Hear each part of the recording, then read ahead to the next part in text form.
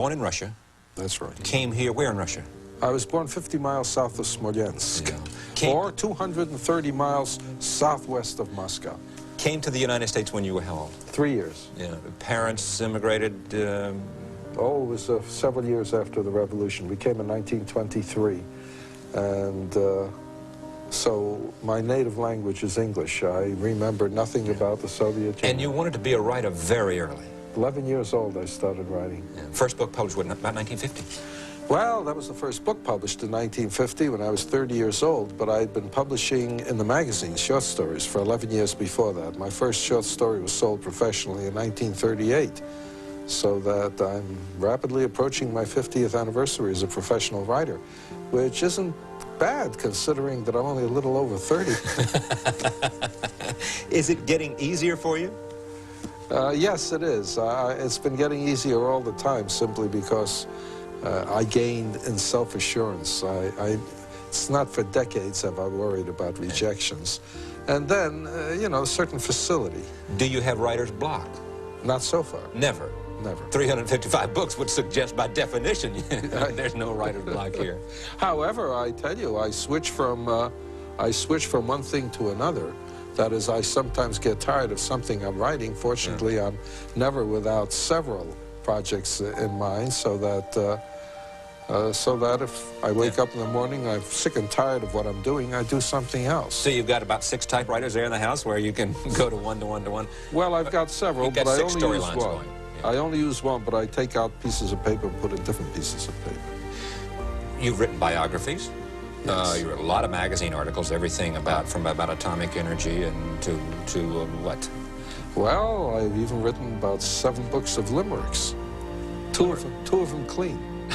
And I've written a 2-volume book on Shakespeare, a 2-volume analysis of the Bible, and I've written, about 12 or 13 history books. I've written mysteries as well as science fiction. I've written books for young people, and I've written a 3-volume history of physics. And what do you want people to say about you? Do you want them to say he was prolific, he was prophetic, or do you care about them saying, here is a great writer, here's a craftsman of the language? Oh, I doubt that anyone will ever say I'm a great writer. I hope they say, here's one fellow who got a lot of pleasure out of writing, because most of the writers I know or have heard of have suffered extremely. Yes, it's painful. And I don't. I enjoy it. It's a pleasure. It comes like a stream with you. Oh, you just sit down and someone once said, what do you need to start writing? And I said, a typewriter within reach. What time do you start writing? Get up in the morning and go right to it? I'm an early morning person. I usually get to work by 7:30. Yeah. Do you go to an office to do it? No, right in my apartment. Right there. So you get up, take a shower, and get to work. Get to work. And do you write for the entire day? Well, I used to write till around 10 p.m. I noticed lately old age is catching 10 up. p.m.?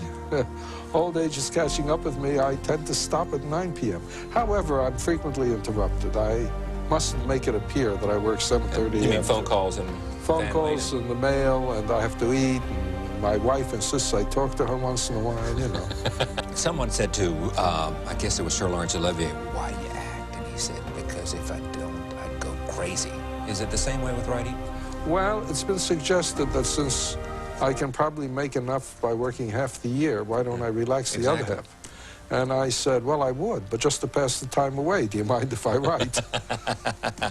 Well, a lot of what you've written that I've read, the Shakespeare book, the book about the Bible, are products of copious and excellent research on your part. And I envision you sitting in your apartment at your typewriter, your word processor, right? I know you have 3 typewriters going at all times, with the material out, the research out, and seeing you put it together. And I can't see you writing the science fiction. What is different about the process? Do you lie on a couch and envision it, or are you still just sitting at the typewriter seeing it?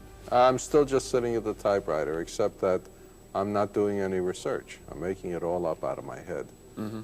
And I don't know exactly when I make it up, because while I'm typing, it's just coming out very easily, and I'm reading it with great interest and wondering what's going to happen next. I presume that my unconscious keeps at work under such conditions when I'm wasting time like when I'm sleeping or eating or shaving or That who something's knows. going on in your unconscious. I presume. Some writers, you know, attach a kind of a mysticism about writing. They have to, you know, be in the same place at the same time in a certain mood. There can be no interruptions. I don't see you that way. I see you as just being able to sit down and it's like turning on the light and you go. Am I correct in that? Yes, when I take a vacation, never voluntarily, I bring paper and pen with me, and when no one is looking, I can sit down and write paper and pen.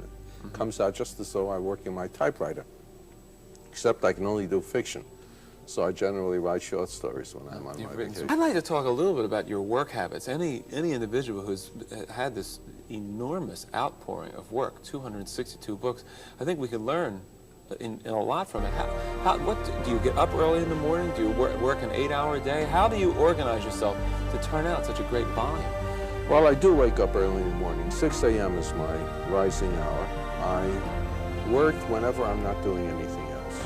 That's what it amounts to. I don't have fixed hours. I don't drive myself. It's just when I'm not doing anything else. I'm writing, and I don't like to do anything else.